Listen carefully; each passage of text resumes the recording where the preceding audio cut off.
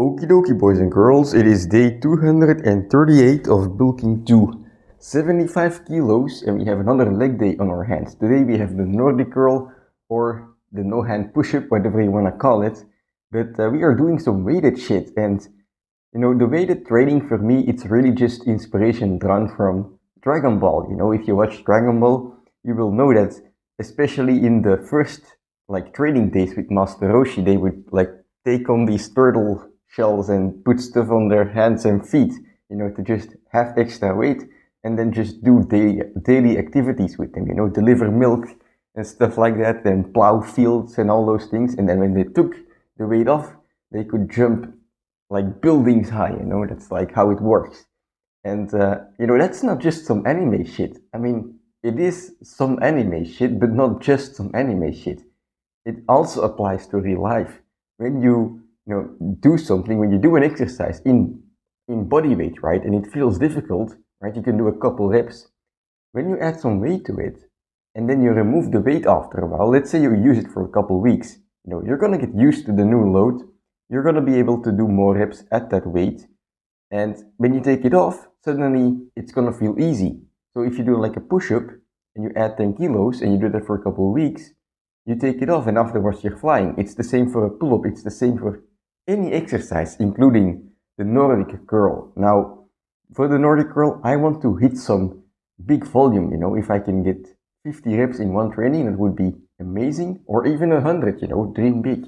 But point being, if I want to get high volume in my training, it better feels like it should feel easy when I start. It should feel light, it should feel like I'm doing nothing. And in order to achieve that, well, today I'm going to do some weighted training, right? Some Dragon Ball Z style training. So yeah, let's get started. I'm gonna head outside, warm up of course, because the Nordic curl, while of course very, very good for your hamstrings, it will get you very strong. It will also, put pressure on your tendons. And having good tendons, having strong tendons and ligaments is a good point, but of course you have to warm them up, right? So I will do this warm up. I will start with assisting myself with my fingers and going all the way up to, partial reps and then a full rep, and then for a full assisted rep and then a full rep, and then only then I will start adding some weight. I'll just keep through that process and get back to you when I put the backpack on. So yeah, let's go. All right, so I'm gonna put 4 kilos on my back. Now that doesn't sound like a lot, but keep in mind that the Nordic curl is a lever movement, and the lever starts from my feet at the stairs, and the further you place the weight far from that anchor point, basically, the more of an impact it has, because the lever becomes longer, the weight becomes heavier, so to speak. So you don't need a lot of weight to make these bad boys feel heavy. Let's see what happens here in the first set. Aiming for 3 reps.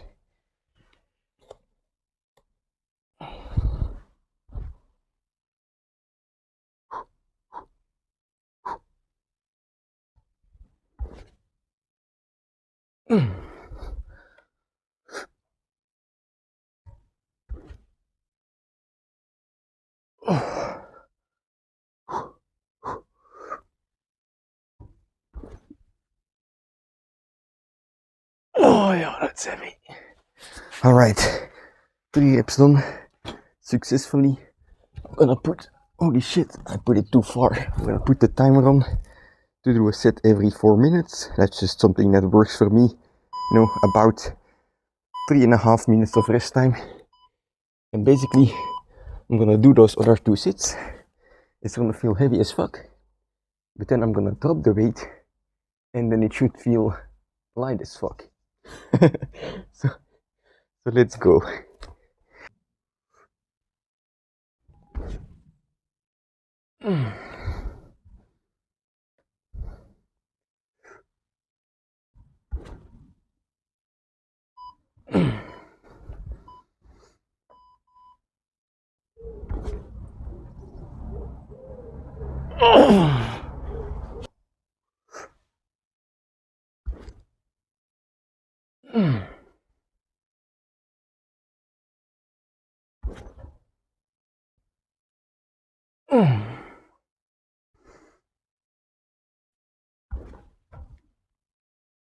Oh, fuck. The last one I had to help myself a bit. That wasn't going up. Anyway, I'm gonna do one more set here with just bodyweight Nordic curls. I don't know how many reps, but I'm guessing somewhere between 6 and 10 will be nice. Again, I'm just trying to get a stimulus, because like I mentioned yesterday as well, but tomorrow I have a big day. Planche PR attempt, 20 seconds or die. 20 seconds or bust, I'll say. So I don't want to expend myself too much in today's training. Oh yeah, what you hopefully should notice is that in the coming Nordic curls, the bodyweight Nordic curls, it should go up a bit smoother, a bit quicker. So let's see what happens.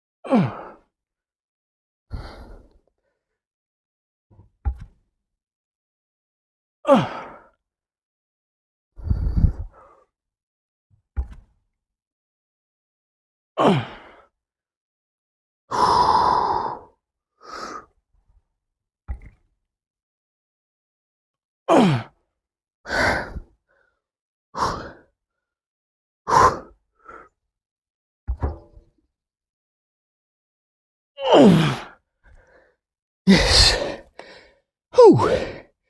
Alrighty, so that's it for today's workout, and of course it's very short because tomorrow we have the planche workout, but hey, today is gonna be the last time you have to hear me making that excuse. I believe it's like 3 days in a row now that I've said it, but yeah, tomorrow planche workout, and if I were to horsecock my legs completely trashed today, right, go completely to my limits, even though tomorrow is gonna be an upper body workout, still tired legs will affect me, like water will be pent up in the legs and blood will be flowing, like lactic acid will have been built up, and basically you will just feel so much heavier, not to mention your nervous system, right?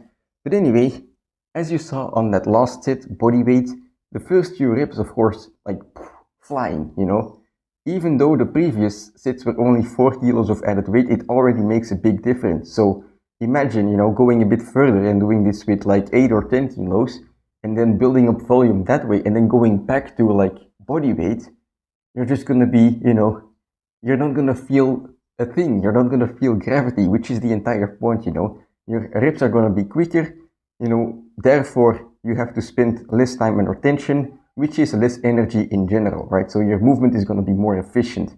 And basically, right, what I'm doing here compared to previous times, like previous trainings in the Nordic curl, I was building up volume at the same intensity, bodyweight Nordic curl. Now I'm taking a step back, last time I kind of felt like, it was a very hard session, so I was quite satisfied with it.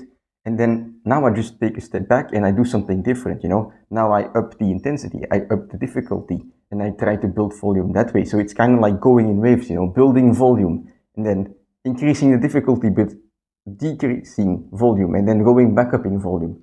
And it's like these waves that you ride, but strength wise, you're just going diagonally upwards over time. That's kind of the point.